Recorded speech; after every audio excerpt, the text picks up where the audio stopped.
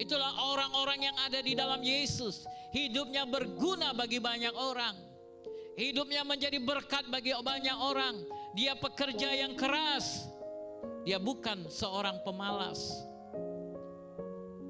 Karena firman Tuhan katakan seorang pemalas tidak boleh diberi makan. Kitab Amsal katakan, seorang pemalas jangan makan. Harus berusaha.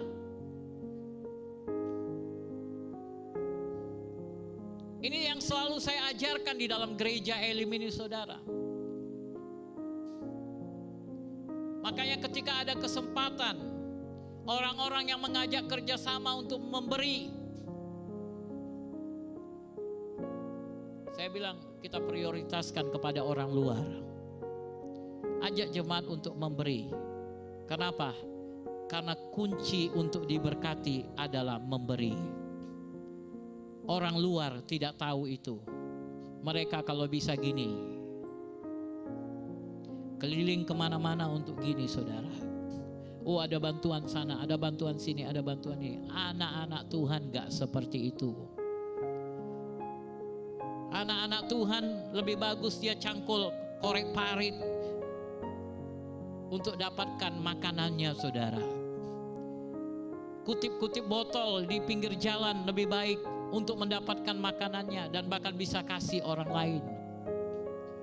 Itulah mental anak-anak Tuhan, pekerja keras. Dan saudara, manusia akhir zaman ini harus bekerja keras, yang bisa memberkati orang lain, supaya kita bisa memberkati orang lain. Kita bekerja keras bukan untuk menimbun harta di dunia ini, karena cepat atau lambat dunia ini akan habis. Tahukah saudara, cepat atau lambat dunia ini akan habis. Dan kau tidak akan bawa apa-apa ketika kau meninggalkan dunia ini. Karena emas yang kau punya, yang kau simpan di dalam lemarimu, akan suatu hari engkau injak-injak di surga. Karena firman Tuhan katakan surga itu jalannya terbuat dari emas. Apa yang kau kejar di dunia ini, harta dunia ini semuanya gak ada artinya di surga sana. Karena firman Tuhan katakan dinding-dinding rumahmu terbuat dari batu-batu yang luar biasa. Hari ini wah, kita beli cincin dengan berlian, dengan segala macam batu-batu mahal. Tapi semua batu-batu itu akan menjadi hiasan dinding rumah saudara pada harinya. Nikmati surga yang Tuhan siapkan bagi saudara. Bekerja keraslah untuk memenangkan surga itu, saudara. Amin. Bekerja keras.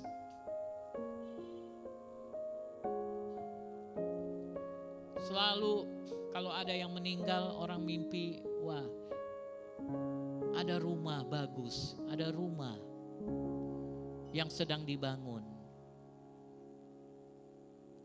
Tadi saya bilang mengenai teman saya, hamba Tuhan tadi, Bapak Pendeta Patriot tadi. Adik saya dari Malaysia bilang, aku mimpilah 2 hari yang lalu memasuki, melihat rumah yang baru, yang bagus. Jadi Pak Okta bilang, pasti kau pikir Kamila nih salah satu yang bakal pergi. Oh, mungkin itu untuk dia ya. Karena kenal baik ya saudara. Ada rumah, karena itu janji Yesus, aku pergi untuk menyediakan. Yohanes 14, jangan gelisah hatimu. Yohanes 14 ayat 2, mari baca. Mari baca, 1, 2, 3. Di rumah Bapakku banyak tempat tinggal. Jika tidak demikian tentu aku mengatakannya kepadamu. Sebab aku pergi ke situ untuk menyediakan tempat bagimu. Aku pergi ke situ untuk menyediakan tempat bagimu. Saya bicara-bicara dengan Pak Dr. Iskandar. Beliau katakan, aku Pak berdoa, kalau bisa cepat-cepat Tuhan angkat aku. Ingin selalu. Kenapa? Dia tahu, beliau tahu Tuhan telah menyediakan tempat yang indah baginya. Amin. Orang percaya tidak takut, saudara. Sama seperti apa yang Paulus katakan dalam Filipi 1 ayat 21, bagiku hidup adalah Kristus, kematian menguntungkan. Ada lebih baik kalau aku pergi ke surga bersama dengan Kristus. Tapi mengingat kamu semua lebih berguna. Jadi saya bilang lebih berguna Bapak di dunia ini menjadi berkat bagi banyak orang. Lebih berguna untuk kita hidup, saya hidup. Itu menjadi alasan saya kepada Bapa di surga. Apalagi ketika sakit. Apalagi mulai tenggorokan agak gatal-gatal.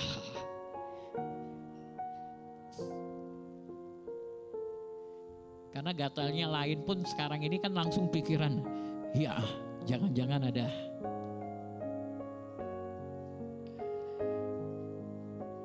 Tuhan, gak apa-apa sih aku pulang sama kamu. Amanlah keluarga, Bu Naomi aman, semuanya aman ya kan, dalam pemeliharaan Tuhan. Tapi kan lebih berguna kalau aku hidup sekian lama. Aku akan ajari firman Tuhan dulu kepada Selwyn. Aku akan ajari firman Tuhan dulu bagaimana orang percaya harus hidup kepada ini, kepada ini, kepada ini, kepada jemaat-jemaat. Karena banyak yang masih belum hidup sesuai dengan firman Tuhan. Mereka datang ke gereja, tapi tidak melakukan kebenaran firman Tuhan. Hati-hati dengan saudara yang duduk di gereja.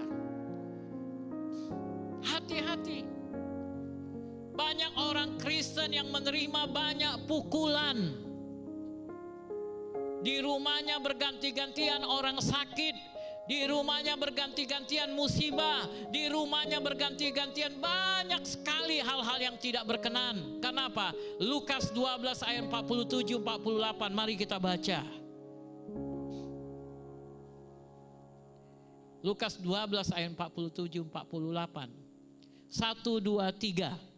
Adapun hamba yang tahu akan kehendak tuannya, tetapi yang tidak mengadakan persiapan atau tidak melakukan apa yang dikehendaki tuannya, ia akan menerima banyak pukulan. Ayat 48. Tetapi barang siapa tidak tahu akan kehendak tuannya dan melakukan apa yang harus mendatangkan pukulan, ia akan menerima.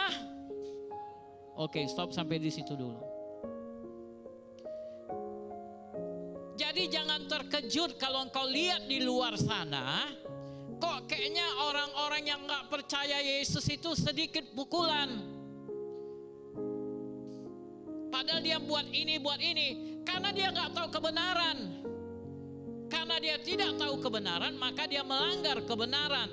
Itu sebabnya dia tidak kena pukulan. Tapi engkau yang tiap minggu datang ke gereja, dengarkan khotbah baik-baik, tapi pulang tidak melakukan kebenaran, kena banyak. Kenapa? Engkau tahu tapi nggak kerjakan. Tahu tapi tidak mengerjakan. Capek setengah mati kerja dari pagi sampai malam, tapi nggak membuahkan hasil. Bapak Ibu, kami menangis untuk saudara. Tuhan, banyak jemaat-jemaat yang belum punya rumah sendiri.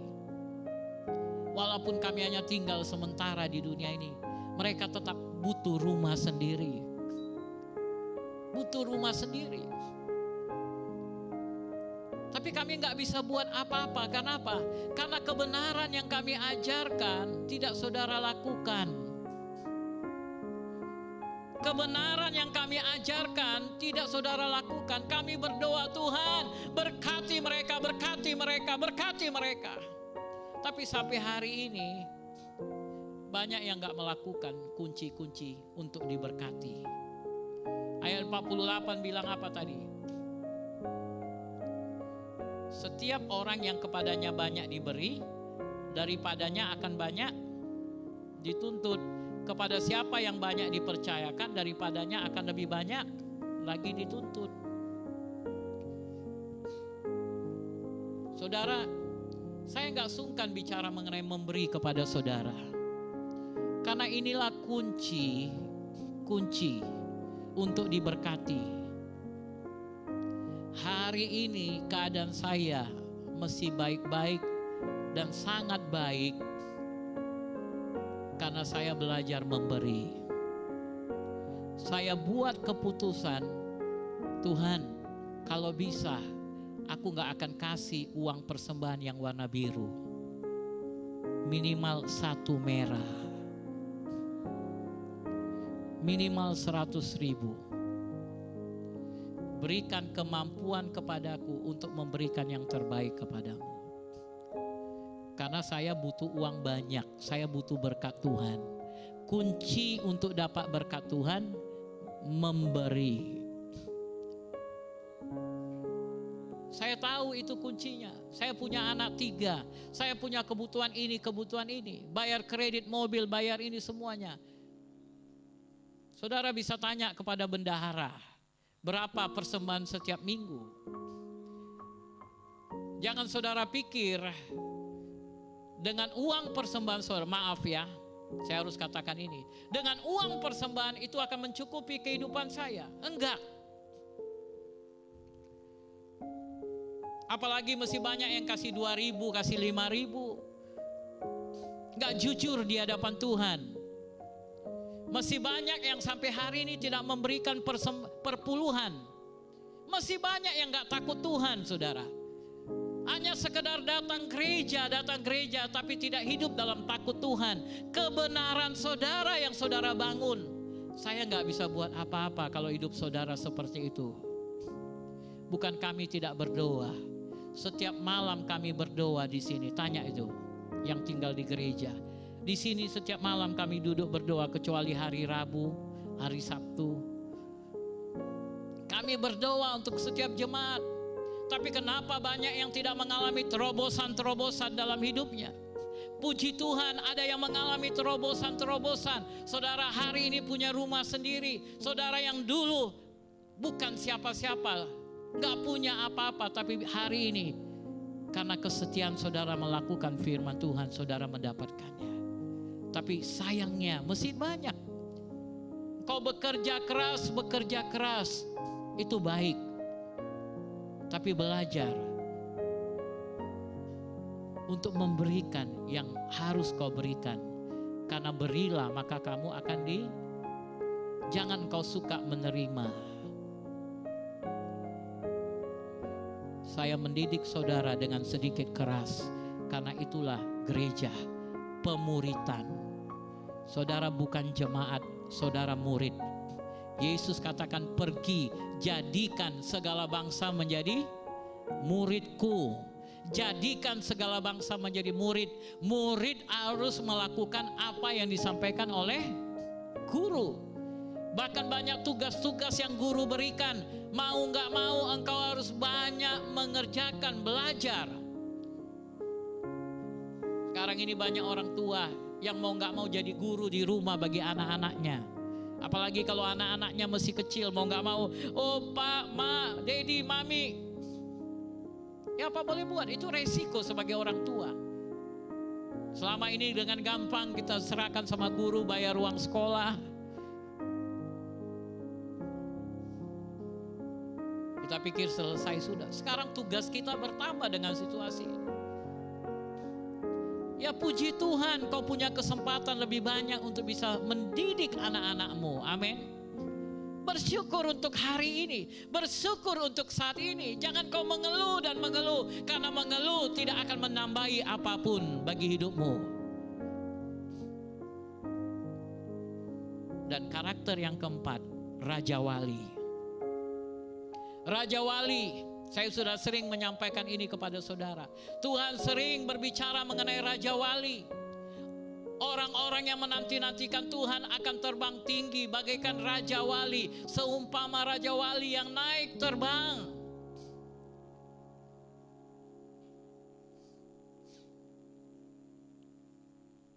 Tapi bagaimana Raja Wali mendidik anak-anaknya, saudara?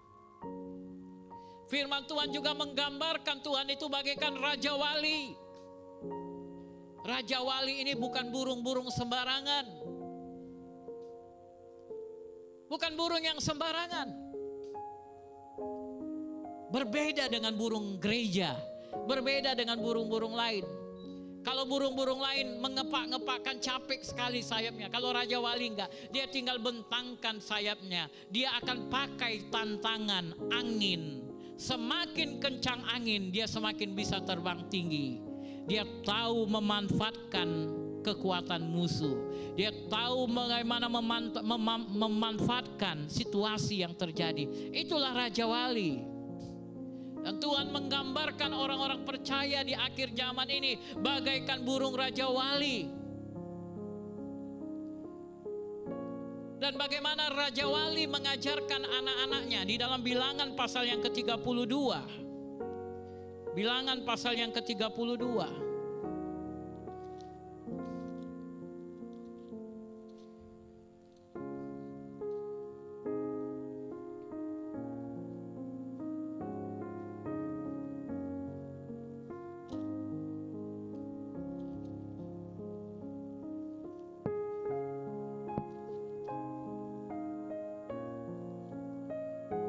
Ulangan ya. Maaf, Ulangan 32, sorry.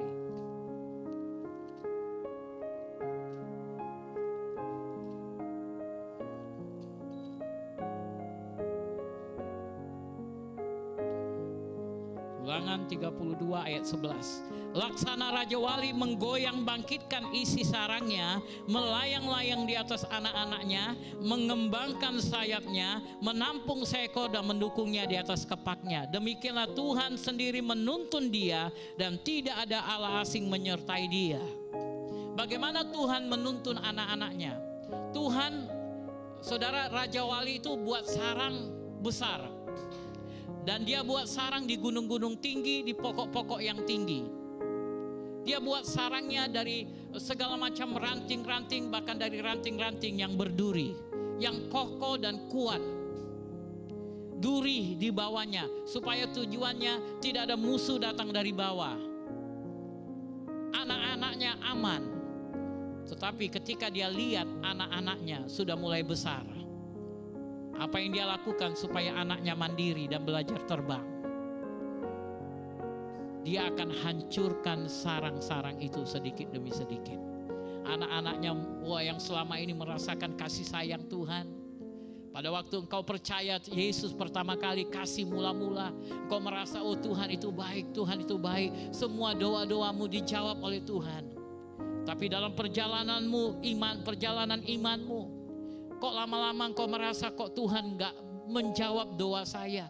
Kalau dulu langsung aku berdoa, besok langsung dapat jawaban. Bahkan seketika dapat jawaban. Tapi sekarang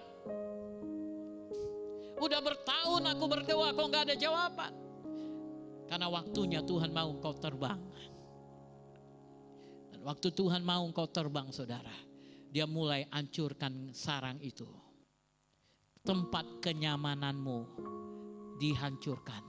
Waktu anak-anaknya melihat, ada apa mama kita ini? Kok dia hancurkan sarang kita? Apakah dia udah mulai gila? Ruang tamunya dihancurkan. Ruang tidurnya dihancurkan. Anak-anaknya pindah ke kamar mandi, sudut. Lama-lama kamar mandi pun dihancurkan. Nggak punya tempat lagi. Mau nggak mau mereka harus terbang. Tapi saudara perlu tahu, induknya tidak pernah melepaskan matanya kepada mereka. Ketika mereka mulai belajar terbang dengan kekuatan yang hanya seberapa, induknya melihat ketika mereka sedang kecapean, induknya akan menungkik dan kemudian menangkap mereka di pundaknya, bawa mereka kembali ke tempat yang aman. Lepaskan lagi. Seperti itulah Tuhan menuntun engkau. Engkau bukan ayam kampung. Engkau bukan ayam Eropa. Engkau bukan burung gereja. Bukan burung gagak. Kek. Kalau kita ke Malaysia, Singapura dengar selalu ya. Kakak katanya. Engkau burung Raja Wali. Engkau anak-anak Raja Wali. Engkau dididik dengan cara yang beda. Amin. Amin. Dan kau perlu tahu indukmu Raja Wali yang agung, Yesusmu, matanya tetap tertuju kepadamu. Ketika engkau belajar terbang di dalam dunia ini, Dia tetap akan menuntun engkau. Dan Raja Wali itu saudara, tidak makan yang busuk. Dia selalu mencari makanan yang segar. Dari terbang tinggi dia, matanya itu punya visi yang luar biasa, pandangan yang luar biasa. Dia bisa melihat target dengan luar biasa. Tuhan mau di akhir zaman ini engkau hidup dengan visi. Hidup dengan visi. Jangan sekedar bagi yang pelayanan. Jangan sekedar yang penting aku bisa pelayanan. Gak ada gunanya pelayanan. Tuhan mau engkau hidup dengan visi. Visi. Apa yang Tuhan mau lakukan melalui hidupmu? Apa yang Tuhan mau kerjakan bagi hidupmu? Tangkap visi itu. Kenapa Tuhan bawa engkau ke gereja ini? Tangkap visi itu. Kenapa Tuhan izinkan kau di dalam pengembalaan ini? Tangkap visi itu. Apa yang harus kau lakukan? Karena kitab Efesus pasal yang keempat, firman Tuhan katakan Tuhan berikan rasul, nabi, penginjil, gembala, guru untuk melatih jemaat, mempersiapkan jemaat untuk melakukan tugas pelayanan. Ada pelayanan yang Tuhan percayakan kepada gereja ini untuk gereja ini kerjakan. Dan jemaat adalah satu tim. Ini bukan hanya tanggung jawab saya. Saya menuntun saudara, memimpin saudara mendapatkan target itu. Tapi target itu kita capai bersama. Keberhasilan kita capai bersama. Ketika akhirnya suatu hari Tuhan menyambut kita, well done, selamat anakku, bukan hanya untuk saya, tapi untuk satu tim. Apa artinya tim? Together each achieve more. Bersama-sama kita raih semuanya mendapatkan sesuatu yang lebih.